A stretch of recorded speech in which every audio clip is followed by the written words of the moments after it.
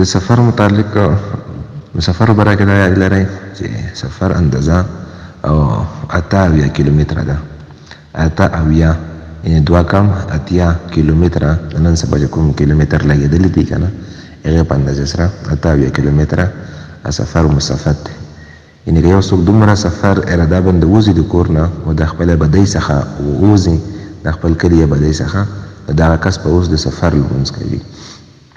چې کوم ځای ته د تللو اراده وي که چېرته هلته د 15 ورځو نه 15 ورځو یا د هغې نه د زیاتو اراده وکړله چې هلته به زه دومره ټایم تېروم نو دا کس به بیا اوس چې کله هلته ورسېږي نو هلته به اوس دغه بیا پوره لمونځ کوي، سفرینه لمونځ به نه کوي. خو که چېرته د 15 ورځو نه کمو ورځو اوسېدلو اراده کړې وي ده نو بیا به هلته دغه اوس اقامت لمونځ کوي، سفرینه لمونځ کوي، یعنې پوره لمونځ به نه کوي. کله د 15 ورځو نه کمه اراده وي نو سفرینه لمونځ به کوي، پوره لمونځ به نه کوي. او د سفر ابتدا انسان هلته کېږي چې کله د سفر په نیت د کور نه وځي او د کور د کلي چې کومه آبادي ده یعنې تر کوم ځای پورې چې د دوی کلی دی که نه د کلي اطلاق ورباندې کېږي. کوم ښار وي یا د ښار چې کوم ځای پورې اطلاق کېږي چې دغه ځای تر دې ځای پورې دی زموږ آبادي، نو تر هغې ځای نه چې څنګه دی واوړي نو بس د سفر ابتدا وشوله، یعنې اوس دغه مسافر شولو.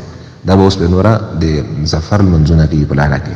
همدا شان چې کله راواپس شي نو په واپسۍ کې هم همدغه خیال ساتل پکار دی چې تر څو پورې هغه خپلې آبادۍ ده چې کومه آبادي د دوی د کلي یا د قوم ده چې تر دې ځای نه زموږ کلی شروع کېږي چې تر څو پورې هغې ته ور داخل شوی نه وي تر هغې پورې به دی سفرینه لمونځ کوي.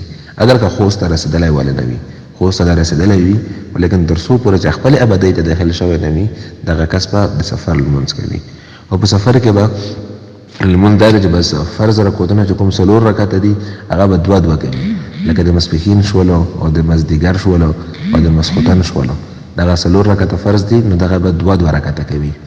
او چې کوم سنت دي نو که ښه خبره دا ده چې سنت هم انسان وکړي، یعنې ښه خبره دا ده.